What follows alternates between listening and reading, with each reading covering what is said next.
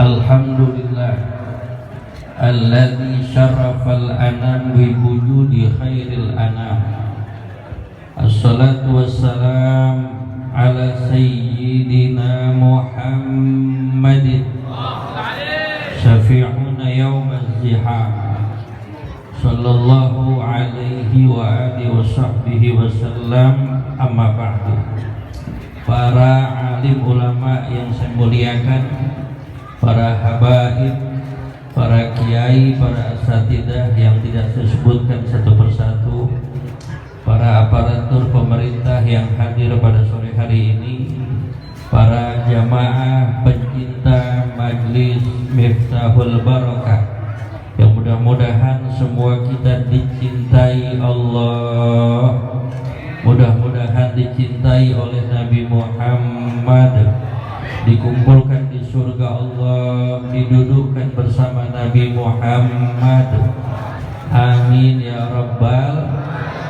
Saudara-saudara, Habib Ali pengarang Syamsud Duror mengatakan, yafna zaman wa fihi ma lam yusofi. Zaman ini hancur, zaman ini binasa, tapi pujian untuk Nabi tidak akan habis. Nabi Muhammad begitu hebat, dan dari kehebatan yang beliau punya pada saat beliau di-Isra dan Mi'rajkan oleh Allah. Saya coba bahas dari Masjidil Haram ke Masjidil Aqsa. Perjalanan yang apabila ditempuh kalau naik onta itu 2 bulan dari Mekah, Palestina. Kemudian beliau di-Mi'rajkan, naik dari langit pertama sampai langit ke-7. Ada apa di sana? Di langit pertama bertemu dengan Nabi Adam alaihi salam. Di langit kedua bertemu dengan Nabi Isa dan Nabi Yahya. 2 orang saudara sepupu, akur, tidak pernah bertengkar. Di langit ketiga bertemu dengan Nabi Yusuf, seorang nabi yang ganteng dari Mesir, anak Nabi Yakub. Nabi Yusuf yang pernah difitnah oleh Juleha sehingga beliau masuk penjara. 7 tahun di penjara Nabi Yusuf. Begitu keluar penjara, Nabi Yusuf langsung diangkat jadi menteri keuangan di zamannya. Saya koma dulu ceritanya, saudara. Yusuf pernah difitnah oleh Zuleha, masuk penjara. 7 tahun di penjara, keluar penjara, kemudian jadi menteri keuangan pada saat itu. Kalau yang sekarang jadi menteri dulu baru di penjara. Kalau Yusuf di penjara dulu baru jadi menteri. Tapi ada cerita yang menarik. Yusuf pernah difitnah oleh Zuleha, tanpa sidang masuk penjara 7 tahun. Kisah hidup manusia hanya mengulangi sejarah. Dulu ada cerita Yusuf, sekarang ada cerita Joshua. Sekedar cerita, saudara. Di langit keempat bertemu dengan Nabi Idris.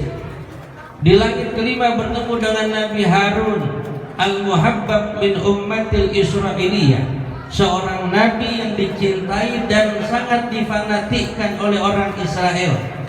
Kita umat Nabi Muhammad harus niru Israel dalam hal ini saja. Dalam hal apa itu? Fanatik. Tidak ada nabi sesudah Nabi kita Muhammad. Di langit kelima ada Nabi Harun.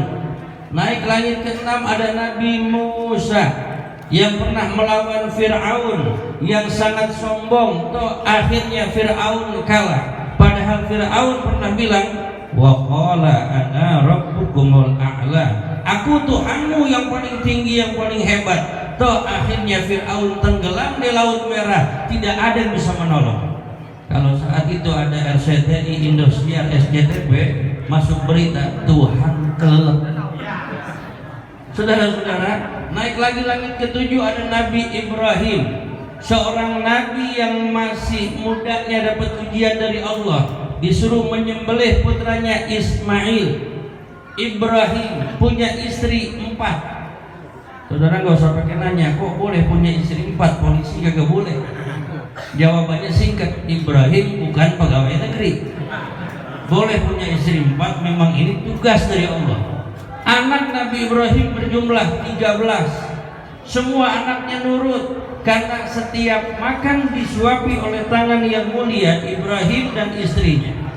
Sehingga pada saat Nabi sampai di langit ketujuh, ini yang akan saya sampaikan, keistimewaan Nabi Muhammad yang diantar oleh Jibril dari Masjidil Haram ke Masjidil Aqsa sampai naik langit ketujuh. Ketika Allah panggil untuk masuk Sidratul Muntaha, Jibril yang nemenin Nabi. Ketika Nabi dipanggil oleh Allah, Jibril bilang, "Kafi hahuna ya Rasul." Cukup aku mengantarmu sampai di sini saja ya Rasul. Di langit ketujuh. Kata Nabi Muhammad, "Jibril, kenapa nanggung nemeninnya? Mari ke atas sama-sama." Maka Jibril menjawab, "Ya Rasul, aku beda dengan engkau. Aku terbuat dari nur, cahaya. Kau biasa unsur manusia. Tapi andaikan aku ikut engkau menghadap Allah, nur ala nur, cahaya di atas cahaya, maka aku yang tercipta dari cahaya tidak akan kuat. Niscaya cahayaku akan hancur. Tapi engkau yang dimuliakan Allah, dipanggil Allah untuk melihat nur Allah, pasti kau akan bertambah cahaya." Saudara-saudara, dalam kitab Qissatul Mi'raj, Nabi Muhammad diantar Jibril sampai langit ketujuh. Nabi Muhammad dipanggil Allah ke Sidratul Muntaha, Jibril tidak ikut. Inilah kehebatan Nabi kita Muhammad. Tidak ada yang lebih hebat lagi kecuali Nabi kita Muhammad. Selesai Isra Mi'raj, diperjalankannya setelah Isya kembali ke Mekah sebelum subuh. Sahabat Abu Bakar As-Siddiq yang menjumpai Nabi saat itu bertanya, "Min aina ji'ta ya Rasul?" Dari mana kau datang? Nabi Muhammad cerita, "Ya Aba Bakrin, al-bariha inni fa'altu kaza kaza wa kaza, hal tasaddaqta?" Wahai sahabat Abu Bakar, semalam saya mengalami peristiwa begini yang memang tidak masuk akal. Tapi Nabi tanya, "Wahai Abu Bakar, apakah kau percaya yang ku alami?" Abu Bakar menjawab, "Lebih dari itu, aku akan percaya ceritamu." Saat itulah Nabi memeluk Abu Bakar seraya berkata, "Anta ya Abu Bakr As-Siddiq." Mulai saat itu Abu Bakar dapat julukan As-Siddiq. Saudara-saudara, perjalanan singkat yang tidak masuk akal, tujuannya tepat, perjalanannya cepat, kembalinya selamat, tidak masuk akal. Karena itu dalam surat Al-Isra Allah awali dengan kalimat Subhana, Maha Suci Allah. Yang mana itu? Alladzi asra, yang telah memperjalankan. Sukses perjalanan, berhasil ini misi. Kenapa Allah tidak katakan Alhamdulillah? Segala puji bagi Allah. Para ulama mengatakan kalau kalimat awal surat Al-Isra adalah kalimat tahmid, maka orang banyak yang tidak percaya peristiwa Isra Mi'raj. Karena Isra Mi'raj tidak masuk akal, otak kita kelewat kecil, tapi iman kita kudu besar. Betul-betul. Saudara, kalau melihat hal aneh pasti mengucap subhanallah. Contoh, saudara lewat di depan, masuk jalur busway, orang naik motor ngebut, itu motor ada merek yang mek belakang itu, iya belakangnya mek, ditabrak sama busway, motornya jatuh, orangnya kelindes, hitungan akal mampus. Begitu busway lewat, orangnya berdiri ngulet, aduh. Saudara melihat hal itu, saudara bakal mengucap Alhamdulillah atau Subhanallah? Kenapa nggak bilang Alhamdulillah? Orang hidup, orang ketabrak bis, kelindes, berdiri, saudara bilang Alhamdulillah, nggak dikepret, bagus. Kalimat Subhana ini di awal surat Al-Baqarah pertanda bahwa Isra Mi'raj peristiwa tidak masuk akal, namun iman harus ikut bicara. Saudara, saya tutup ceramah. Ketika Nabi melihat surga, Nabi katakan, ra'aitu lailata usriya bi. Aku melihat pada malam saat aku diisrakan oleh Allah. Melihat apa? Naharan, sebuah sungai di surga.